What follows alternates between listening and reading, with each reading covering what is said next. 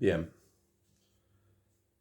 después de ciertas dificultades para respirar que me han dejado en cama, sobre todo ayer y ahora mejorando, hoy me había comprometido a una intervención en un programa de compañeros de Buenos Aires, pero bueno, era imposible, ahora estoy ya levantado al menos, y no sería yo si ante estos tiempos que estamos transitando en el país y por supuesto en vínculo con el sistema educativo, eh, no me atreviese a pensarlo, al menos desde otro lugar.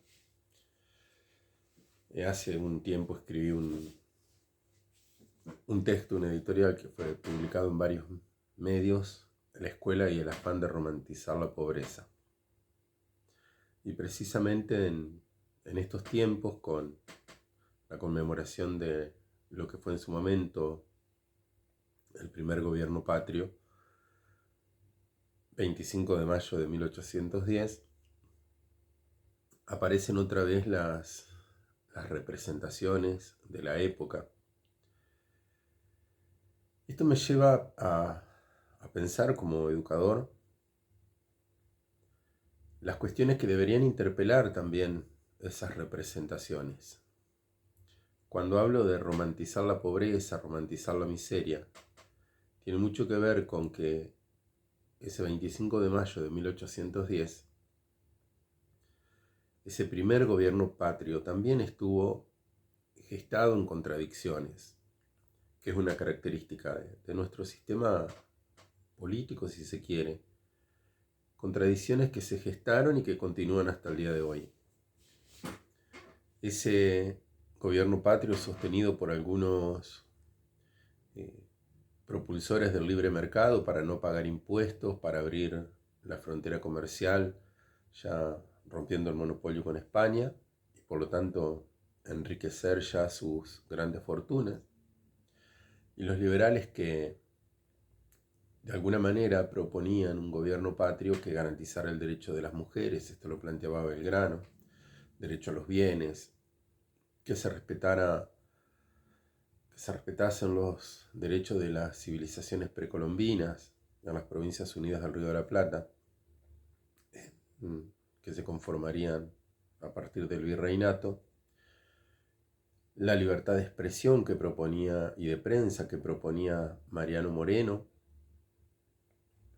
Y esto lleva a pensar también en esa romantización de la que hablaba al principio, que tiene que ver con las imágenes que circulan continuamente década tras década, año tras año, generación tras generación en los actos escolares, donde a veces se disfraza, ni siquiera es una representación de la época, sino que se disfrazamos de negritos, disfrazamos de negritas, y en este disfraz de dos faces, de dos caras, se ejemplifica claramente cómo se invisibiliza la opresión, porque a decir verdad en esa plaza, los negros, las negras, no vendían alegremente como se los representan los actos escolares, con refranes y incluso con textos que riman y que a todos nos hacen reír, nos enternecen. Pero a fuerza del rigor histórico, los negros y negras eran absolutamente explotados, lo que hoy definimos como trata de personas, esclavizados. Recién en 1819, y no se aplicó en todo el territorio con la ley de vientres, empieza a abolirse de pleno la esclavitud aquí en lo que hoy es Argentina. Los negros que se romantizan en los actos escolares y que nos hacen reír, y que alegremente vemos cómo vendían mazamorras, empanadas, en realidad no, ni tan alegres ni tan comerciantes.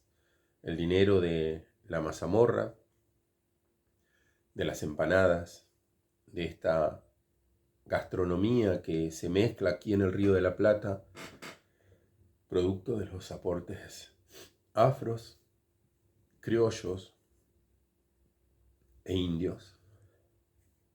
Lo recaudado era para las amas y los amos de esos negros y negras.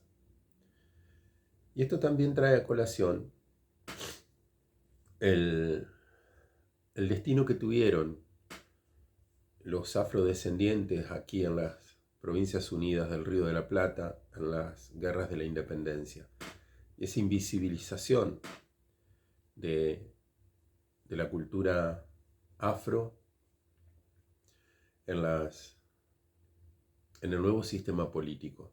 Incluso hasta hoy cabe preguntarnos,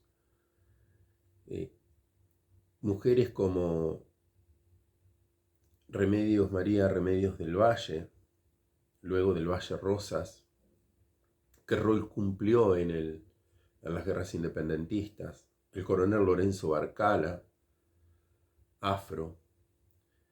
El mismo Mariano Moreno tiene descendencia afro, pero que fueron todos invisibilizados precisamente por su ascendencia étnica.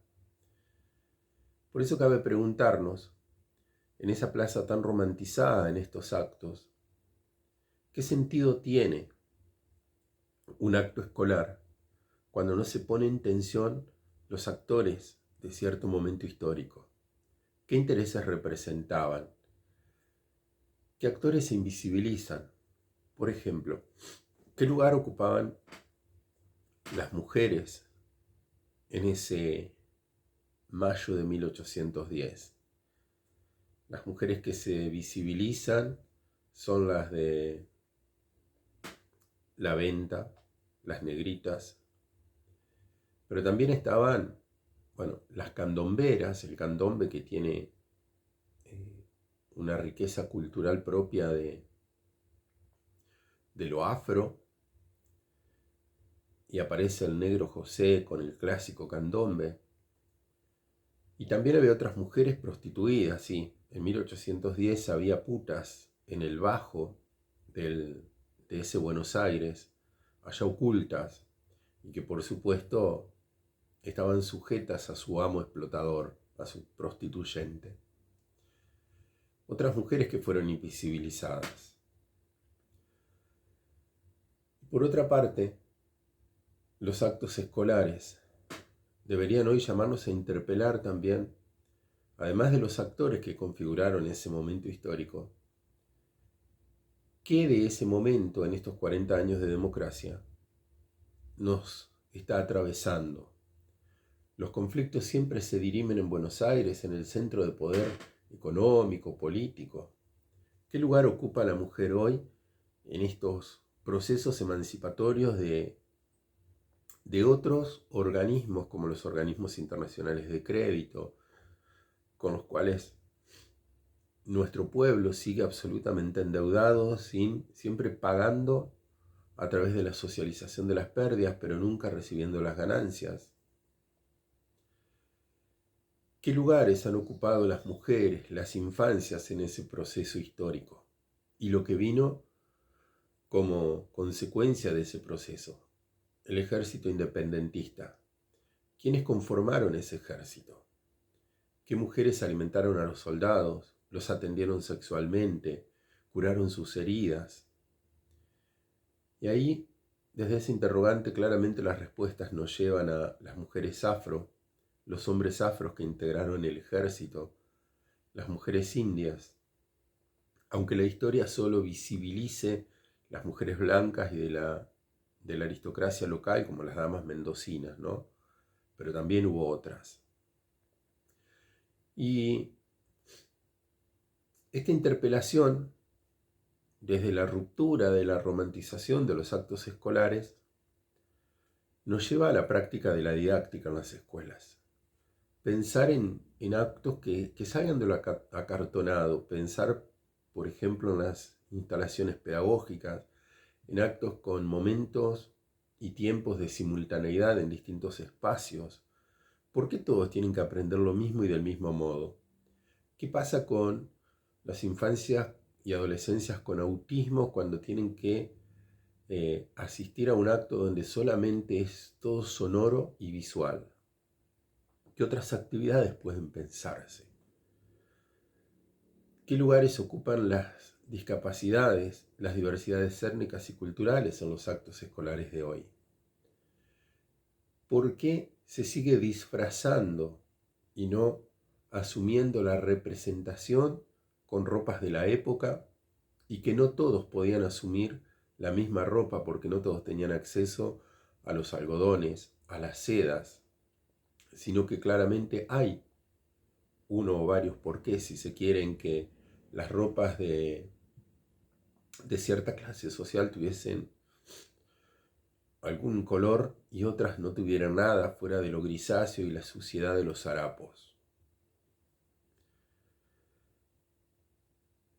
Desromantizar los actos escolares implica asumir que los momentos históricos también tienen representaciones ideológicas, de intereses, y que es un rol fundamental del sistema educativo de construirlos, pensarlos y poder proponer perspectivas de derechos donde esos actores sean reconocidos como sujetos con distintos roles, con distintas funciones, entre los que claramente se diferencian explotados y explotadores.